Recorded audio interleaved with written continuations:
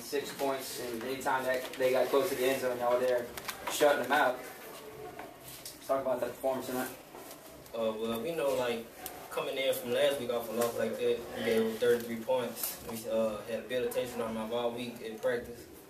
You know, Coach Mitchell told the defense, even if the offense not clicking, keep giving them the chance to get the ball, and they'll start clicking. And today, really the offense set the tone on the first drive. And LeQuinn took the slant and went all the way. How much easier did it make the defense's night whenever you have that the first two series you get a 14-0 lead like that to work with? The 14-0 lead, it really let us know, like, we knew they were gonna have to put the ball in the air because they was playing from behind the whole game. And our D-line did a great job with pressure, made it much easier in coverage.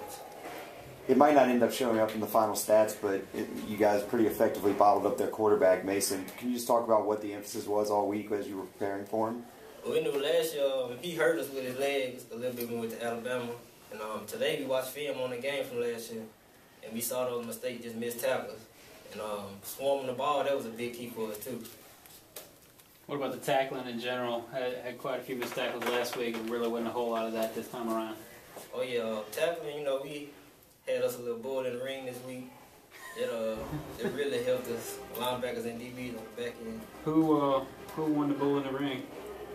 The bull in the ring, I would say me, but I'd be lying. But Levi and Mike Bell, they usually.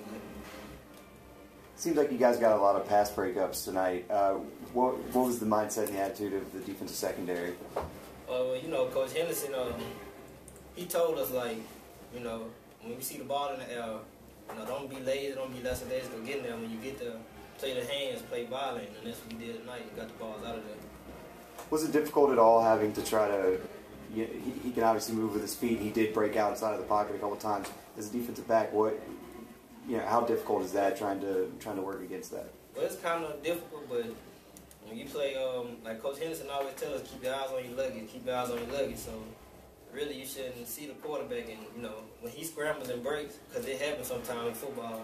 That's when the big plays come. You come out your receiver. You're up 21-3 at the half. Surprising at all that it was that wide of a margin? It really wasn't surprising to me. I knew we had the talent. We just had to put all the pieces together, and that's what we did tonight. What surprised you the most about the defense's performance tonight? The way our D-line corralled the quarterback.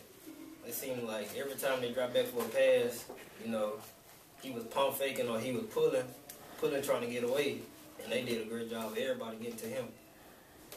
It seems like every pass that he threw was pretty much contested by the secondary. Oh yeah, we studied a lot of film on them, broke their routes down, so we knew some of the plays before they ran it. We knew they was coming. Enjoy this one, but what about Mr. Terrio next week? Oh yeah, we know he's a good quarterback, so we're gonna have to make those plays. The tip ball that I had tonight, we're gonna have to bring him in, get the offense back on the field, because we know they're gonna go to the air, especially after the game we had last year. You having experience from last year's defense, just some of your thoughts on that, playing against Jackson State?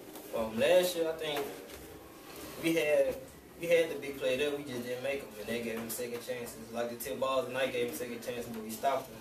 Next week, we got to make those plays. You can't give a team like Jackson State, they kind of quarterback second chance. You have Jackson State at home, into the win streak tonight. How do y'all plan on carrying that momentum? Well, coming off the outcome of the game last year, it's not going to be hard to get us up ready for practice for Jackson State. But I don't think nobody on the team forgot about that game from last year, so we're going to come out fired up next week. Thanks, bro. Thank you very much.